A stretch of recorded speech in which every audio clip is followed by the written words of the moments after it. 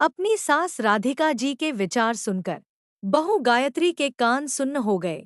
भला उसे कब खरीद कर लाया गया और ऐसी कौन सी कीमत दे दी उसके मायके वालों को, इन्होंने, जो वो इतना गर्व के साथ गिना रही है। उसने पलटकर अपने पति ज्ञान की तरफ देखा, पर ज्ञान तो अपनी नजरें मोबाइल में गड़ाए चुपचाप बैठा हुआ था। पर राधिका जी का बोलना बदस्तूर जारी था। अरे उसकी तरफ क्या देख रही है? इधर मेरी तरफ देख, मुझसे बात कर। गायत्री ने राधिका जी की तरफ देखा तो राधिका जी बोली, अरे तेरे पिता की तो हैसियत भी नहीं थी तेरी शादी करने की। वो तो हम लोग थे जिसने शादी का पूरा खर्च उठाया। अरे बेटियों को लोग दहेज देकर विदा करते हैं, पर तेरे पिता ने शादी का हर खर्चा हमसे करवा दिया। अरे लोग तो अपनी बेटियों के घर का पानी भी नहीं पीते, लेकिन तेरे पिता ने हमारा तो घर ही लूट लिया। और बदले में क्या दिया अपनी ये निकम्मी और एहसान फरामोश बेटी, जो आज मेरे सामने खड़ी होकर जबान चला रही है। राधिका जी के मुंह में जो आ रहा था बस वही बोले जा रही थी। राधिका जी इस घर की मालकिन थी। पति तो बहुत पहले ही इस दुनिया से चले गए थे, लेकिन इस दुनिया से जाने से पहले वो अच्छी खासी संपत्ति छोड़ कर गए थे, जिसका उन्हें बड़ा गुरूर था। एक ही बेटा था ज्ञान। ना उसने अपनी पढ़ाई ढंग से की और ना ही कभी काम धंधे में उसका ध्यान लगा। एक तो 12वीं फेल और ऊपर से दिन भर अपने आवारा दोस्तों के साथ बस इधर-उधर घूमता रहता था। इसलिए अब उसकी शादी हो पा रही थी। जो लोग उसे अच्छे से जानते थे, वो लोग तो अपनी बेटी देने को तैयार नहीं होते, और जो लोग शादी करने को तैयार भी होते तो उन तक भी उसके निकम्मेपन की बात पहुंच ही जाती। आखिर संपत्ति कितनी ही क्यों ना हो, जब लड़का ही ना कमाए तो भला कौन अपनी बेटी देगा? और फिर उसकी आवारागर्दी, आखिर ऐसे में संपत्ति कितने दिन रहेगी? ऐसे में जानकी जी दूसरे राज्य से गायत्री को ढूंढ कर लाई थी। गायत्री पढ़ी लिखी थी। गायत्री के पिता निम्न मध्यम वर्गीय परिवार से थे। जब ज्ञान के लिए राधिका जी रिश्ता लेकर गई थी, तो उन्होंने साफ कह दिया था कि उनकी हैसियत नहीं है, इसलिए वो शादी सामूहिक सम्मेलन में करवाएंगे। लेकिन राधिका जी सामूहिक सम्मेलन में शादी करवाने को तैयार नहीं हुई। एक तो सामूहिक सम्मेलन उनके स्तर का नहीं था, और दूसरा उसमें समाज के गणमान्य लोग मौजूद होंगे। कहीं उनकी पोल खुल गई तो शादी वहां नहीं टूट जाती। आखिरकार उन्होंने गायत्री के पिता को समझाया, देखिए समधी जी, आप फिक्र मत कीजिए, शादी का सारा खर्चा हम उठाएंगे। मेरा एक ही बेटा है और उसके लिए मुझे आपकी बेटी पसंद आ चुकी है। आपको जो देना है अपनी बेटी को दीजिए, पर मेरे भी अपने बेटे की शादी को लेकर अरमान है, वो मुझे पूरे करने दीजिए। आखिर समाज में जब से लड़कियों का अनुपात कम हुआ है, तब से यह नई प्रथा चल पड़ी है, जहां लड़के वाले लड़की पसंद आ जाने पर शादी का पूरा खर्चा उठाते हैं, क्योंकि अच्छी लड़कियां मिलना मुश्किल हो रहा है। यही सोचकर गायत्री के पिता ने हाँ कर दी। गायत्री के पिता के हाँ करते ही राधिका जी ने काफी धूमधाम से अपने बेटे की शादी करवाकर गायत्री को घर में बहू बनाकर ले आई। गायत्री के पिता से जितना बन पड़ा उन्होंने अपनी बेटी को दिया, लेकिन आज राधिका जी शादी का पूरा खर्चा उठाने का मतलब बहू खरीदना समझ रही है, तो ये तो गलत था।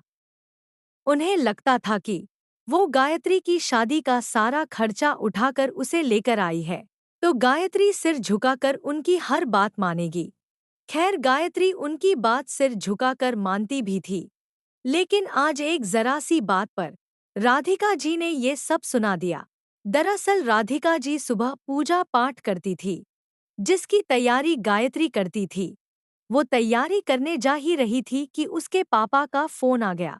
उसने मुश्किल से 1 मिनट ही बात की थी कि राधिका जी गुस्सा हो गई। बहू अब क्या इन लोगों से बात करती है? छोड़ उन लोगों को और यहाँ ससुराल में मन लगा। अब तेरी सारी जिम्मेदारी और फर्ज हमारे लिए है। तुझे पता है ना कि मुझे सुबह जल्दी पूजा करने की आदत है। मम्मी जी कैसी बात कर रही है आप? वो मेरे पिता है। ऐसे कैसे छोड़ दूं? और पापा तो सिर्फ हालचाल पूछने के लिए ही फोन लगाते हैं। इसके अलावा तो कोई बात करते नहीं है। ज्यादा से ज्यादा 1 या 2 मिनट ही तो बात होती है मेरी और उनकी। बस राधिका जी ने इसी बात को दिल पर ले लिया कि गायत्री ने पलटकर उन्हें जवाब दे दिया, और उसी के बदले उन्होंने गायत्री से इतनी बड़ी बात कह दी। पर गायत्री से बर्दाश्त नहीं हुआ।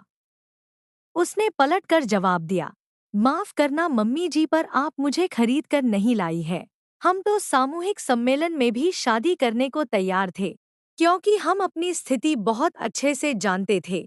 पर आपने तो अपनी इज्जत के कारण इतना खर्चा किया था, और अब उसे नाम कुछ और ही दे रही है। गायत्री की बात सुनकर राधिका जी तमतमा गई। ये देखो, इस गरीब घर की लड़की को खाने को ज्यादा मिल गया तो सिर पर चढ़कर नाच रही है। एहसान फरामोश कहीं की। अरे, तुझे ऐशो आराम की जिंदगी दे दी, नहीं तो किसी गरीब घर में पड़ी होती। हमारा एहसान मानने की जगह हमारे ही सिर चढ़कर नाच रही है। मम्मी जी, मुझ गरीब घर की लड़की को बहू बनाकर आपने भी कोई एहसान नहीं किया है, और मुझसे बेहतर आप जानती है कि मैं आपकी बहू कैसे बनी।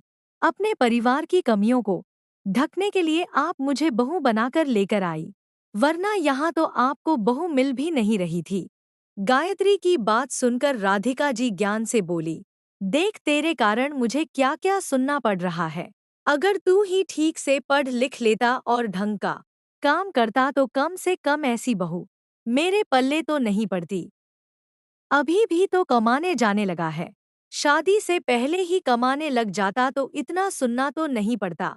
मम्मी, अपनी गलती का ठीकरा मुझ पर मत फोड़ो। तुमने ही तो झूठ बोलकर शादी करवाई है। इसे पता चलने पर भी ये चुप रही। इतने दिन से तो उसने कुछ नहीं कहा। अब तुम ऐसी बातें बोलोगी तो वो तो पलट कर ही जवाब देगी। सम्मान दोगी तो सम्मान मिलेगा ना। और पहले कमा नहीं रहा था, लेकिन अब कमा रहा हूँ। अपने पैरों पर खड़ा हो तो गया हूँ। उसमें भी आपको समस्या है। और वैसे भी शादी में आपने खर्चा अपनी इज्जत के लिए किया था। ये लोग तो सामूहिक सम्मेलन में भी शादी करने को तैयार थे। तो जब अपनी इज्जत के लिए पैसे खर्च किए हैं, तो इसे बहू को खरीदने का नाम मत दो। ज्ञान को गायत्री के लिए बोलता देखकर राधिका जी चुप हो गई। आखिर बोलती भी क्या, जिस निकम्मे बेटे के लिए इतना कुछ किया था। अब तो वो बेटा भी बहू के पक्ष में बोल रहा था, और फिर वो गलत भी नहीं था। आखिर सम्मान दोगे तो ही तो सम्मान मिलेगा।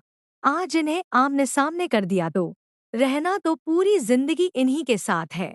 अगर कहानी अच्छी लगी हो तो लाइक, कमेंट और शेयर करें। ऐसी कहानियों के लिए चैनल को सब्सक्राइब करें। अगली कहानी लेकर जल्दी मिलते हैं। तब तक के लिए आज्ञा दे। धन्यवाद। जय हिंद, वंदे मातरम।